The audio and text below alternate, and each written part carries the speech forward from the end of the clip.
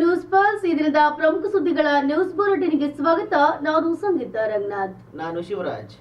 West Indies ಕ್ರಿಕೆಟ್ನಲ್ಲಿ match fixing. Star ಆಟಗಾರ ಸೇರಿದಂತೆ ಮೂವರನ್ನ ಬ್ಯಾನ್ ಮಾಡಿದ ಐಸಿಸಿ. ವೆಸ್ಟ್ ಇಂಡೀಸ್ ಸ್ಟಾರ್ ಆಟಗಾರ ಜೇವನ್ ಸಿಯಲ್ಸ್ ಅವರನ್ನ ಮ್ಯಾಚ್ ಫಿಕ್ಸಿಂಗ್ ಆರೋಪದ ಕಾರಣ ಅಮಾನತುಗೊಳಿಸಲಾಗಿದೆ. ಎಲ್ಪಿಜಿ ಬುಕ್ಕಿಂಗ್ ಅವಧಿ ಮತ್ತೆ 25 ರಿಂದ 45 ದಿನಗಳ ವಿಸ್ತರಣೆ. ಕೇಂದ್ರ ಸರ್ಕಾರ ಹೊಸ ಆದೇಶ. ಗ್ರಾಮೀಣ ಪ್ರದೇಶಗಳಲ್ಲಿ ಎಲ್ಪಿಜಿ ಸಿಲಿಂಡರ್ಗಳ ಬುಕ್ಕಿಂಗ್ ಅವಧಿಯನ್ನ ಈಗ 45 ದಿನಗಳಿಗೆ ವಿಸ್ತರಿಸಲಾಗಿದೆ. ಕೊಲ್ಲಿ ರಾಷ್ಟ್ರಗಳ ಮೇಲೆ ನಿಲ್ಲದ ಇರಾನ್ ದಾಳಿ. ದುಬೈ, ಕುವೈತ್, ಬ್ರಹ್ಮೇನ್ ಮೇಲೆ ಡ್ರೋನ್ ಕ್ಷಿಪಣಿ ಅಟ್ಯಾಕ್.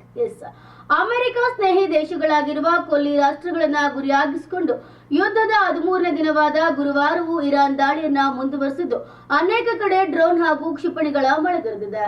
ಕಾಂಗ್ರೆಸ್ ಸಚಿವ ಸಂಪುಟ ವಿಸ್ತರಣೆ ಕೂಗು. 20 ಶಾಸಕರಿಗೆ ಸ್ಥಾನ ನೀಡಲು ಒತ್ತಾಯ. ಬಜೆಟ್ ವಿರುದ್ಧವೂ ಕೂಡ ಅಸಮಾಧಾನ. ಚುನಾವಣೆ ಗೆದ್ದಿರುವ 20 ಶಾಸಕರಿಗೆ ಸಚಿವ ಸ್ಥಾನ ನೀಡಬೇಕೆಂದು ಒತ್ತಾಯ ಕೇಳಿಬರುತ್ತಿದೆ.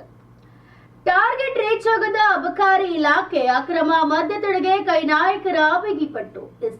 ಪರಿಷತ್ನ ಪ್ರಶ್ನೋತ್ತರ ಕಲಾಪದಲ್ಲಿ ರಾಜ್ಯದ ಅಬಕಾರಿ ಆದಾಯದ ಕುಸಿತ ಮತ್ತು ಅಕ್ರಮ ಮದ್ಯದ ಹಾವಳಿಯ ಬಗ್ಗೆ ಗಂಭೀರ ಚರ್ಚೆಯನ್ನ ನಡೆಸಲಾಯಿತು. ಗ್ಯಾಸ್ ಸಿಲಿಂಡರ್ ವಿಸ್ತರಣೆ ವೇಳೆ ಹೆಚ್ಚು ಹಣ ಪಡೆದರೆ ಏಜೆನ್ಸಿಗಳ ಲೈಸೆನ್ಸ್ ರದ್ದು.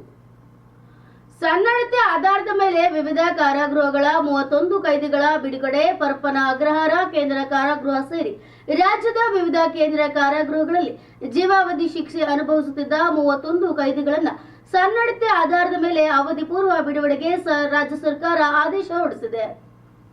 ಇರಾನ್ನ ಪರಮಾಣು ಪಿತಾಮಹ ಇಸ್ರೇಲ್ ದಾಳಿಗೆ ಬಲಿ.